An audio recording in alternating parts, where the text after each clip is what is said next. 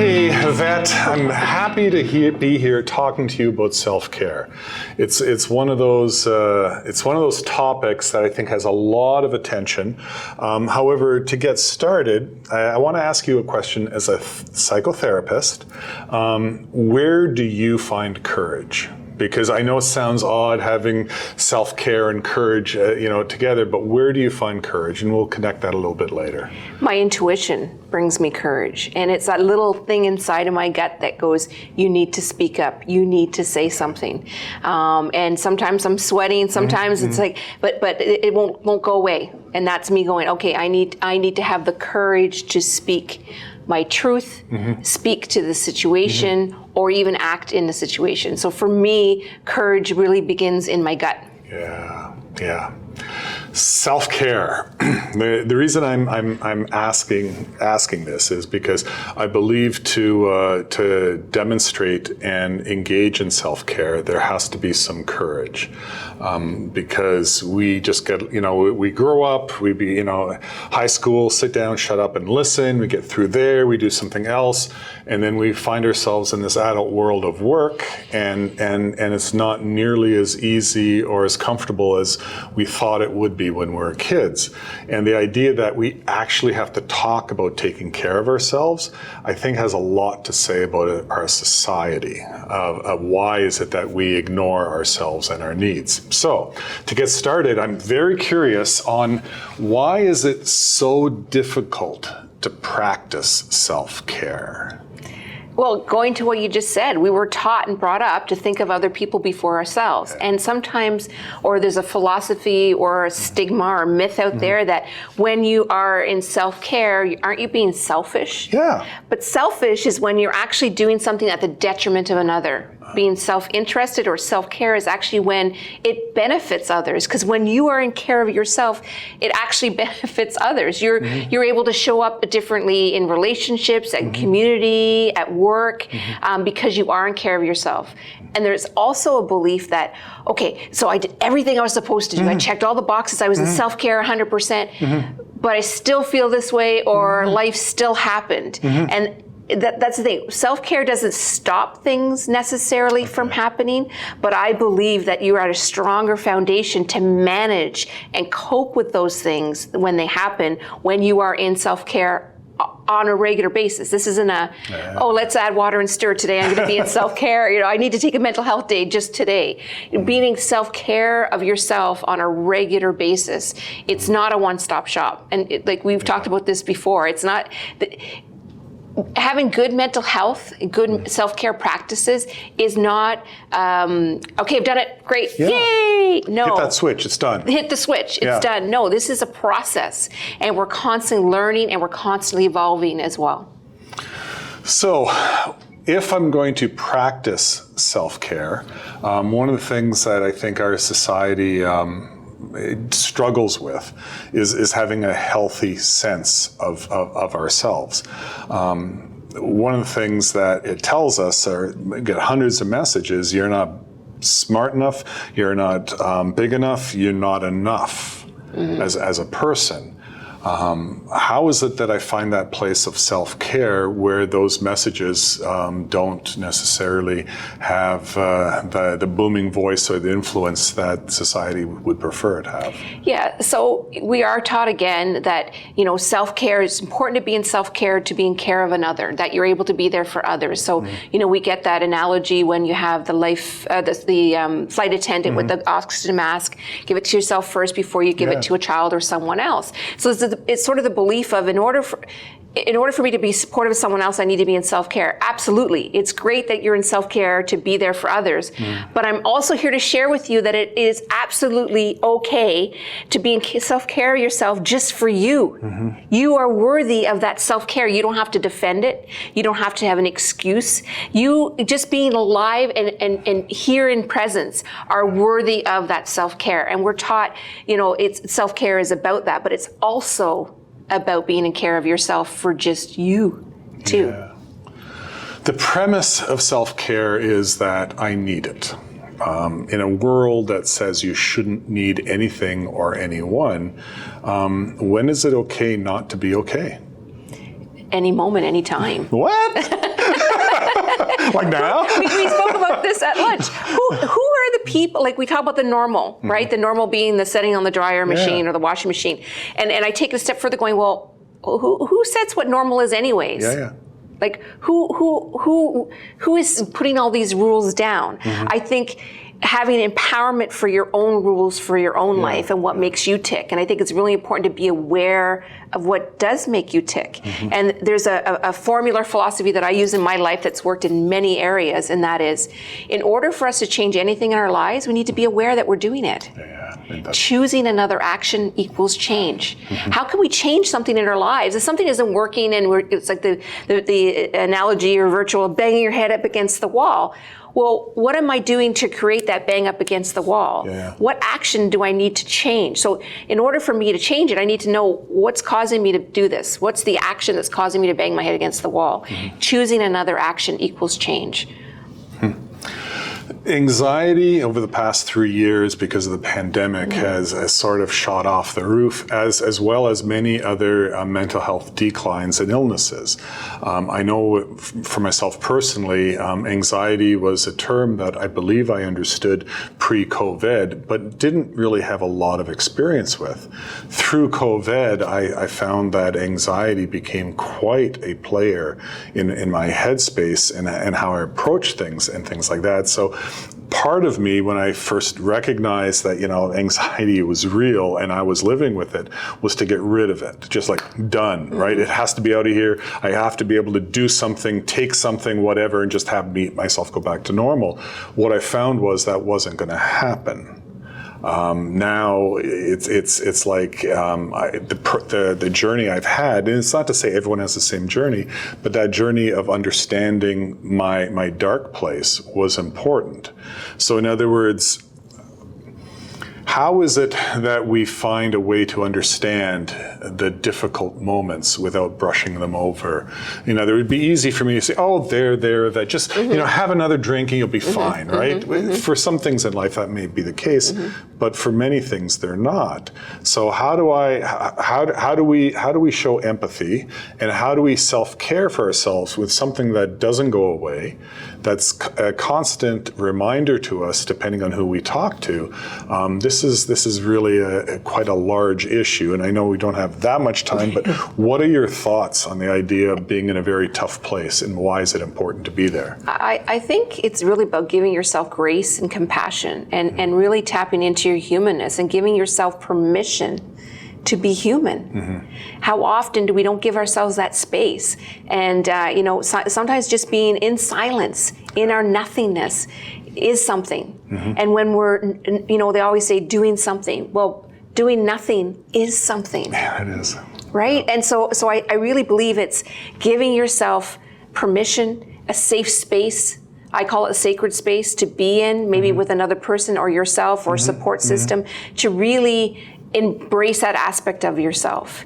It's literally night and day, and the sun literally still rises. I could be going through something, and it really pisses me off that the sun still rises. How dare the sun rise when I feel the way that I'm feeling? And it just goes to show you there's a cycle of life. It's nature, it's natural. So really when you feel those emotions or things that are coming up, really providing that safe space is a form of self-care for you to feel that. I love that concept of creating the space for ourselves to first experience, acknowledge, and then explore ways of moving through it or with it. I mean, again, the earlier analogy of walking beside someone rather than in someone's shoes also works for us. So the idea that I am not my disease, I have this disease, right, which is two different. Or I am not my illness, I have this illness. So in self-care, what it sounds to me, and again, please correct me if I'm off a little bit, but self-care is about knowing yourself well enough to know what works and what doesn't work. So, quick example, self-medication and substances over COVID has again gone off the charts. So some people, rather than dealing with it, and I'll be really clear, have I drunken more during COVID than I should? Absolutely. And is that a coping mechanism? Yes, it is. And it was interesting because as soon as I recognized, is this really effective? The answer was also clear, no. This is not sustainable. This is not who I want to be. However, in the moment, is it wrong? I didn't believe it was. So the question I'm leading to, sorry, that's a long build-up. How do you know your self-care is effective? Because, like you say, sometimes having a glass of wine or 3 with friends is exactly what you need. Other times it's not, because you've done it 8 nights in a row, right? So how do you know your self-care is effective? So again, it's going back to how is it impacting your life? Good. So is that a form of self-care for you? And I can relate in the sense of not necessarily with COVID, but I guess with COVID. When my mom died, I was very conscious in knowing what I know about substance use and the risks that it has to be able to turn into a substance use problem or disorder. I was very aware, but I gave myself permission because it was for me a comfort. Yeah. And it was that thing, that little edge that I needed to be able to support me going through it. I was fully aware that it maybe wasn't the healthiest thing for me, but for what I needed it for, it was the form of self-care that I needed. And getting to a point now where I could take it or leave it. Socially, I love a few drinks socially, but it's not something that became a pattern. Yeah. It's something that I acknowledge, this is what I'm doing. And so when we come from that judgment again, because some people, someone using is not a disorder. Okay. Because someone chooses to use a substance does not mean they have a problem with it or that there's a disorder. And so let's not throw the baby out with the bathwater, so to speak. So how you tick and what you need, providing it doesn't create harm for yourself long term or to a loved one or family members around you, to be very aware of when you're using responsibly, I guess you might put it that way. But how do you know when self-care is working? It's all relative to the individual and to the uniqueness. I'll share with you a story. So first of all, as a therapist, what do I normally talk? Self-care, right? So I'm telling you, self-care. And it wasn't until COVID hit that I actually had to practice what I spoke. I walked my talk. And because someone would say, how did you manage it? Well, because I did what I told everybody else to do, and I took self-care extremely serious. So for me, self-care is not something I put on my to-do list. It's not like, for example, I chose to go walking. Get outside in nature. I didn't go, okay, I have to walk this many kilometers per day or whatnot. I used to do that. Instead, I did inspired action. So inspired action. Some days I'd go this direction and I'd walk for 2 kilometers. Some days I go that direction. Hey, today I walk 4 kilometers. Some days I go, I'm just not into it. So I don't put myself on any rules or regulations or to-do lists. So for me, what works is knowing inspirationally wise, what do I need? Sometimes it's a Netflix binge. Sometimes it's just like I've worked all week. My brain is like in a sieve, and I just need to watch no-brainer TV. And I give myself permission. Do I sit there and judge myself? The things you could be doing right now, Yvette, instead of watching that TV? No, because actually it's clearing my brain. It's putting me in a place of relaxation so that way I can show up and be of service of the way that I need to, because I've given myself that space to do that. I'll share with you, going back to my original thought, the story. So it was at the tail end, right when they were reopening the border between Quebec and Ottawa. And for years prior to COVID and periodically throughout COVID, my girlfriend and I would go to a place called Nordique, and it's an outdoor hot tub and cold tub. Oh, nice. Awesome. And we'd literally spend the day there, and we'd chitty chat, and we'd eat there. We just a lovely, lovely day. So because I'm based in Toronto, I see her once a month, and it was a really nice way of catching up and whatnot. So of course, COVID put a damper on that. And so this particular day, it was when they were just about to open up the border the next morning. So my girlfriend arrived 5 minutes beforehand, and she said, there was no cops there, like no one's stopping and asking why you moving from Ottawa to Quebec, because you had to be a frontline worker to do that. And so I get there like literally 5 minutes later, and sure enough, the cops are there, right? So very respectful, put my mask on, roll down my window, and he goes, so what's your purpose? Like, why are you? I said, I'm going to get a massage. I said, I'm a frontline worker. I'm in the mental health industry. I provide service, blah, blah, blah. And he laughs. And so this is where it was a turning point for me, because he laughs and he looked in my eyes and he knew do not mess with this woman, because I was determined to get the massage. And that's how it shifted for me, because I know firsthand the benefit. And I'm using a massage as an example. There's many examples of it. But the benefit is when I really started being care of myself, I showed up stronger. I showed up in better service. And then he laughed and he waved me on. So the point to this is that as a community society, there's still the stigma out there about being in care of yourself, right? But the fact that he waved me on leads me to believe there's hope, right? There's hope that he believed enough in me, in what I said, in my eyes, that I'm going to let this woman go and have the massage. That's right. And be in care of herself for the day. Yeah. It's interesting, the dynamic I hear, because there's some things that are very attractive about relaxing, decompressing, things like that. On the same hand, there are some things that we would tell ourselves we should do, but we don't. So if I hear you correctly, self-help works when you start living the life you believe is healthy and one you deserve. So when you start living that, you are worthy. That's right. Now the self-help is having some effect. Okay, that being said, how is it that, if that's the case, and the self-help is a very wide range now, it's not just bubble baths, it could be situations where you know that this decision, if I make it, is going to be better for me, but I have such a tough time. And you alluded to this. So let's take exercise, and you're going like, I should do this. What do you hear when you hear yourself saying, you should do this, right? Yeah. Well, I like to say, don't let anyone should on you, and don't should on yourself either. That's right. And that when you hear that word should, it's an indication, okay, something's up here. So really looking at what's the intention behind that word. Good. Where's that coming from? So are you beating up on yourself? Are you shoulding on yourself? Or you're going, no, because actually I've talked to myself and I'm wanting to do a little bit more exercise, and I'm going to push myself to do it today. I don't feel like doing it, but I know that when I go and do it, I'm going to feel so much better for doing it. So there's those lines, right? The shoulds, but who's shoulding?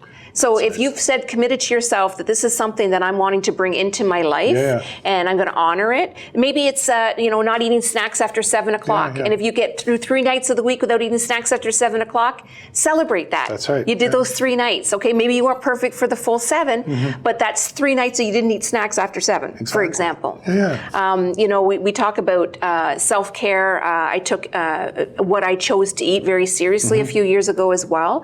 Made a huge impact on my mental health and how I felt. And so one of the things for me that really worked was, rather than, you shouldn't have that food, or you're not allowed to have that food, that doesn't work for you. I now choose foods that I know make me feel good. That I know have a direct impact on my mental health. So if I sometimes, I have tricks of the trade. Sometimes if I'm feeling a little bit overwhelmed, or my mind's running a million miles per hour, and I'm very stuck, I'm not moving forward, I will literally go and eat a pint of blueberries, because that contains vitamin C, fiber, helps with the serotonins in your gut, which is a direct impact for your brain. So I invite you to try it. Anything vitamin C, peppers, things that are good for your gut, because if we know for a fact that 90% of your serotonins are made in your gut, so why not have it as healthy as possible? Totally. So, and it's not to say that I don't enjoy the odd wing or the odd yummy food, but I now choose foods more often that I know I'm going to feel good eating them. That's right. Okay, to close this off on self-care, how do we build empathy skills with ourselves? So we talked about empathy with others, right? But now part of self-care is having empathy for ourselves. So I think you've alluded to it a few times, where you want to understand. Empathy, the goal is not judgment, it's understanding. How do we understand ourselves? We're told so often, just get on with it, get to it, this sort of stuff. Like how do we build understanding into our self-care? Paying attention. Paying attention to how you're feeling. Putting a name to it, going and getting support, talking to a friend, a family member, perhaps going for professional support. I myself go to professional support because in order for me to show up the way I need that professional support. So it depends where you're at and what your needs are, but reaching out and putting yourself in the picture. How often don't we put ourselves in the picture? We're always thinking of other people, but you're part of this picture too, and especially in the mental health advocate position, you are part of this.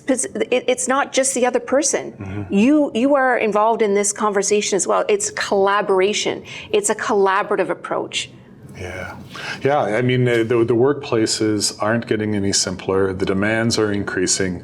The greed of the employer doesn't seem to be abated. And then we're told to be friendly and happy and act as if everything's okay.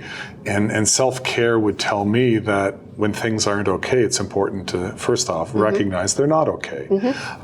Whatever I'm doing, whatever situation I'm in, it may not be okay. Doesn't mean it's a switch I can turn, but now I start taking a look at ways of being good to myself, understanding myself. And what I find interesting from what you're saying is sometimes I'm not easy to understand. You not even understand yourself either. Well, occasionally, like, why did I say that? Yeah. Why did I do this, right? Yep. And how quickly the judgment voice comes in. But what you're suggesting here is understanding is a way better form of empathy than simply saying, well, that's what's wrong with me. It's always been wrong with me, and get into the blame game, right? Yeah. Well, we spoke a bit at lunch about me being a square peg trying to fit into a round hole. And for many, many years, I had a lot of challenges with that because I would beat myself up for being the square peg. And now I'm in a position in my life where I'm actually building my own hole, right? And it changes all the time. And it's a good hole, not a bad hole. But the thing is recognizing, okay, so I didn't fit in that hole. So where am I going to fit? Yeah. And if there isn't somewhere I can fit, why don't I create my own fitting? Yeah. And not beating yourself up about it. I think the amount of energy I've spent in my past life focused on trying to feel better about not feeling good about myself. Yeah. It's a lot of energy. It's a lot of energy. And sometimes it's humor. Sometimes it's literally laughing at ourselves. So for example, one of the things, and I think I caught it when you were at lunch too, you said Eckhart Tolle. I say Eckhart Tolle. Right? Yep. So here's the thing. My friends call it an Yvetteism. So before I used to be embarrassed by it because I have my own pronunciation for words. Sure. And everyone goes, oh, that's another Yvetteism. And I remember feeling like embarrassed. And now I laugh at myself. Yeah. And I have friends come and say, so Yvette, how would you, not on purpose, like we're just talking and going, how would you pronounce this? And then I look at them, I go, you really want me to tell you how to pronounce it? And so we have some fun with it. Yeah. So it's turning those things that maybe had a lot of power over us or a lot of energy in the negativity or that self-down talk and shifting it to, well, it is kind of funny the way I say some of the words, right? So the self-awareness as well as recognizing to be human is to have our uniqueness, and that doesn't need to be judged. It can be experienced, it can be appreciated, there's a lot of things. And that in line with what we believe is healthy is a good approach to self-care. And we need your uniqueness. We need your uniqueness. We need my uniqueness. We don't need duplicates of everybody. And trust that your uniqueness is going to help someone with their own uniqueness. Awesome. Thank you, Yvette. Pleasure.